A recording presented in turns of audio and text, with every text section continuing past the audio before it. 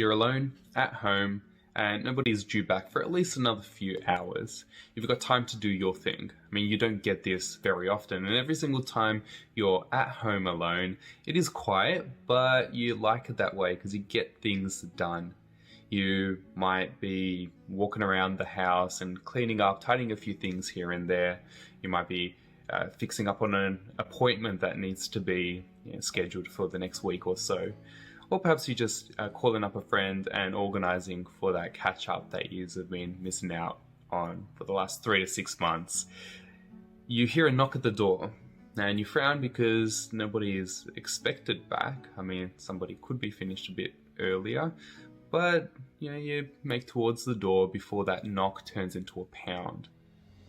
Now that pound starts to get your heart rate going. And with every step towards the door, the pounding gets harder and harder. You decide that you're going to go and look at who's behind the door. And so peering into the looking glass, then you see your partner on the other side. You open the door, they rush on in giving you a story that they'd forgot on their phone, taking a deep breath in and out. You return back to what it is you were doing before they came. What happened there? Well, what we see in that experience is the stress response in full pelt. In the first place, your body stops and it scans the environment. This is called the arrest and orient experience. Well, arrest means to stop and to cease what you're doing at that particular time. To orient is to figure out, okay, well, where is this noise coming from? The sound of the knocking at the door created an orienting response within the human being, within you. The arrest and orient response is a very common response to any sort of behavior. I mean, it doesn't have to be just stress. To arrest and to orient is just to stop and to look around to figure out what's going on. This arrest and orient system that we have has developed over millions and millions of years. In fact, that very primitive part of your brain is over 300 million years old that scans and alerts us towards danger. To put that into context, that was before dinosaurs were even about. That was before you have your average housefly. They weren't even there at that time. Honeybees weren't there at that point in time. And most you had were animals that are indistinguishable from what you'd look around today. They'd look almost alien to you. And yet, over the past 300 million years, your brain has been developing over time through our ancestry to gear you up to stop and to scan the environment for action. Now, how does this relate to stress? How does it relate to anxiety? How does it even relate to trauma? Well, let me tell you how. Your brain is so finely tuned that within 1,000th of a second, it identifies and takes in the senses, the information that comes from all your 5 senses, your hearing, your sight, your smell, your taste, your feel. And what it does, it brings all this information together and it makes an assessment. Hey, is this an issue or is it not? Is happening within 1,000th of a second. That is as quick as it takes for a housefly's wings to flap. Now, picture that. I mean, if you're thinking about it from a biological point of view, your brain is so finely tuned to pick up threat that it's happening even before you're aware that there is a threat available. When you hear knocking at the door, when you hear a scream in the distance, or when you hear a siren going on by, your brain's already picked up and is scanning these sorts of experiences.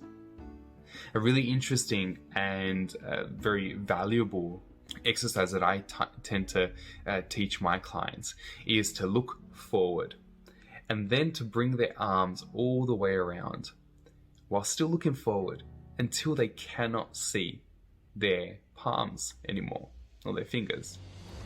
Now, that's your peripheral vision. Your peripheral vision is something that's always involved in scanning the environment. And it's picking up all this information when you're not actually aware of what's going on. You're looking straight ahead, and you look straight ahead because you're aiming for something. You're okay, I need to go to shops, I need to figure out what to buy tonight, what to cook. Your brain is constantly on hyper alert when it comes to figuring all this sort of stuff out. Now let's step back a little bit and delve deeper into the brain, because we talked about how the brain stem, that primitive part of our system that scans and alerts us towards any danger, the 300 million year old part of us, how that picks up on environmental stresses and alerts the body into action. But the way that it does it is ingenious. There's a particular structure that lies just on top of the brain stem called the thalamus. And for those of you who aren't really aware of how the brain is composed, we can think of the brain as, if you take your hand up, bring it forward. This comes from Dan Siegel's, neuroscientist's conception of the human brain. If this is the top part of the brain, then this down, you've got your spinal cord, and right at the base, you've got your brain stem. Right in the middle, you've got that really emotional limbic region, and at the top is the cortex, that part of the brain that you see in any picture of the brain. So the brain stem is really finely tuned for our day-to-day functions. Whether you breathe, whether you feel things in terms of your heart, your digestion, your respiratory system, all those things that keep you in check and keep you alive that you're not consciously aware of. That part of the brain signals that you've got to move forward and you've got to consider living, so to speak. The thalamus that sits just atop the brainstem communicates with other structures within the brain, one of which is really important. It's called the amygdala, and amygdala in Latin means almond, because almond really, that structure of the brain looks like an almond, to put it simply. But that part of the brain, the amygdala, is responsible for fine-tuning emotional experiences and detecting threats and processing any particular fear, as well as fear. Fear conditioning is the term that we use. Kind of the more we experience a particular threat or a stress, the more that part of the brain gets finely tuned into figuring out where that threat is coming from. And so your amygdala highlights and sends messages to other areas of the brain, especially through a really master gland called the pituitary gland that signals other areas of the body to release hormones like cortisol and adrenaline and fine-tune the body towards some of the responses we'll be getting to in the next couple lessons, the fight, flight, freeze, fall, or even the fawn responses to threat. The brain only makes up 2% of the body's composition. In terms of mass, that's minuscule. 98% of your entire body is not your brain, and yet the brain consumes 25% of the body's energy. That's huge. For 2% of the body's mass to consume 25% of the energy and even 20% of the oxygen that comes into the body. This is a very important system, and we know this subconsciously, that the brain is at the seat of human awareness. But in terms of how we consider the stress response, it's even more important. And it's important because it's incredibly practical. And this is where we get down to the practical elements of the stress response, because the stress response isn't there to stress you out. Partly it is from a very basic point of view. It gets you ready for action. But the stress response is there to alert you towards danger or away from danger. And it's more the later, because you want to escape a danger or learn from it before you address it, before you tackle it head on. Now, some of the key characteristics of the stress response are things like heightened blood pressure. This is called hypertension, and basically what it does, it accelerates the body's response to push blood to where it needs to go the most. You've also got higher blood glucose and higher fat levels, which gives us more usable energy, so we're not just focusing and working on caloric inputs. You can make use of fat stores as an energy source. A higher metabolic rate means that more and more energy is being released to where it needs to go the most. And that can also lead to more sweating in the body, to cool down the body for a sustained energy release, rather. The gastrointestinal system shuts down, and that's really important because you don't need to poo or wee or make use of that particular system when you're tackling a threat. But on the alternative, sometimes people feel like they need to let loose, their bowels need to go before when they are experiencing a lot of stress.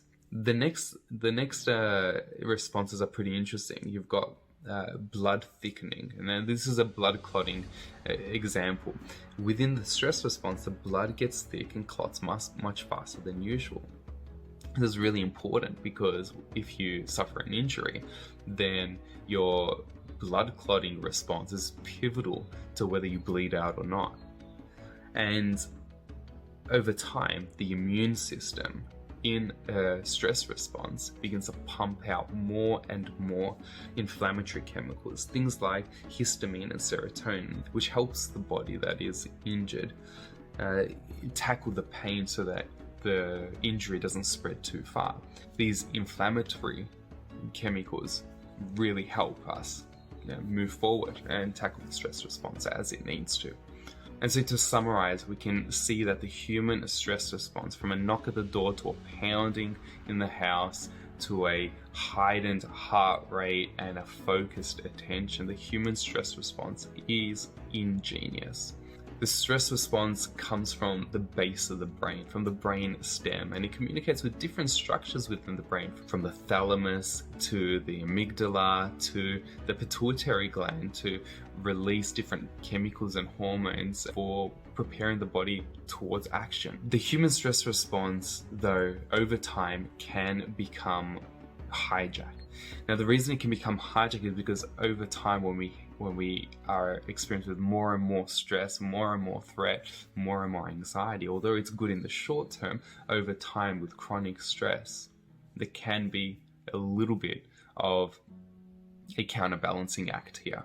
And that's when we get towards chronic diseases and disease management and visiting the GP and other types of professionals to try to address these issues. So as we move forward, you will get to understand your stress response more and consider how to move forward from it.